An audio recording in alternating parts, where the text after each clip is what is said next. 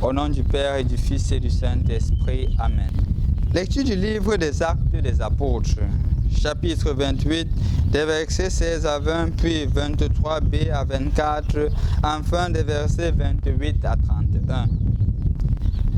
À son arrivée à Rome, Paul reçut l'autorisation d'habiter en ville avec le soldat qui le gardait. 3 jours après, il fit appeler les notables de la communauté juive.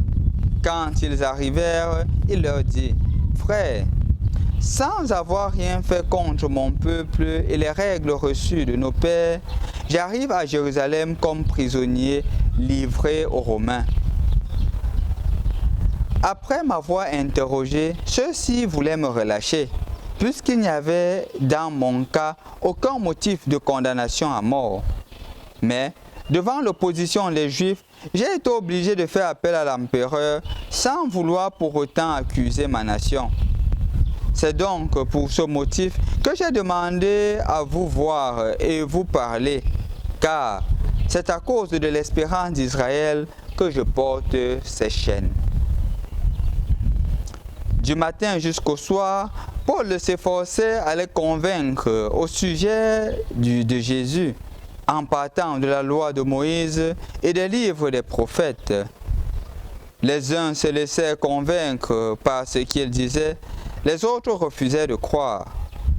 Paul leur dit alors: « Sachez-le bien, c'est aux païens que le salut de Dieu a été envoyé. Eux, ils écouteront. » Paul demeura 2 années entières dans le logement qu'il avait loué. Il accueillait tous ceux qui venaient chez lui. Il annonçait le règne de Dieu et il enseignait ce qui concerne le Seigneur Jésus-Christ avec une totale assurance, sans rencontrer aucun obstacle. Bonjour chers frères et sœurs dans le Christ. Rendu au samedi de la 7e semaine du temps de Pâques, comme pour dire que c'est le dernier samedi du temps de Pâques, demain nous célébrerons la Pentecôte, qui est la descente de l'Esprit Saint sur les apôtres. Après avoir célébré la descente de l'Esprit Saint sur les apôtres, on marque comme ça la fin du temps pascal et nous entrons dans le temps ordinaire.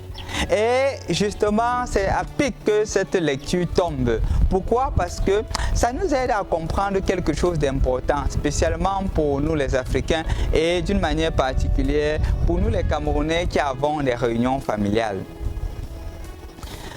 Nous avons constaté toutes les péripéties que Paul a endurées. Et aujourd'hui, nous voyons clairement ce qui se passe. Il rassemble, quand il arrive à Rome, il ne se met pas sur son candelabre, s'affirme comme un chef, comme toute une autorité. Il rassemble les gens et il parle du plus profond du cœur. Il parle justement de ce pourquoi il est là, ce qui l'amène à Rome. Et justement, il dit clairement que ce n'est pas par haine pour sa nation qu'il se trouve là, non. Au contraire, c'est un amour profond qui l'habite. Et justement, puisque c'est l'amour profond, il se sent obligé de dire aux autres du plus profond de son cœur. Il ne fait pas de théologie là, il ne fait pas des affirmations autoritatives, non, il parle du cœur. Et c'est justement ce qu'un chef de famille doit faire. C'est ce qu'un chef de famille doit faire pour que la solidarité, la paix et l'unité viennent dans la famille. Parce que malheureusement, parfois, nos réunions familiales sont des réunions autoritatives. Celui qui a l'argent, c'est celui qui s'impose. Et justement, il s'identifie à son argent. Ou celui qui est chef de famille pense que non, je suis le chef, c'est moi qui vais décider. Oubliant justement qu'il faudrait parler comme un père. C'est ce que Paul fait. Paul parle comme un père. Il parle comme un père à ses enfants. Je n'ai rien contre la nation. Voilà mes motivations. Et justement, puisque ce sont mes motivations qui me poussent, je voulais partager comme un père. Et justement, quand quelqu'un fait ainsi, il va toucher les cœurs. C'est pour cela que des gens croient en Paul. C'est pour cela que les gens croient en son message. Parce qu'il a parlé du plus profond du cœur. Chers frères et sœurs dans le Christ, je crois que c'est aussi une invitation pour nous, non? Spécialement en ce jour où nous concluons aussi la neuvaine à l'Esprit Saint. Et le thème de la neuvaine, c'est l'Esprit Saint renouvelle nos familles. justement, nous sommes appelés à un renouvellement. Un renouvellement dans nos manières de nous relationner quand nous avons nos réunions familiales. Un renouvellement dans nos manières de nous exprimer quand nous parlons aux autres membres de la famille, même un chef de famille. Quand il rassemble ses enfants, est-ce qu'il leur parle du plus profond du cœur? Est-ce que les enfants sentent que papa est en train de parler par amour?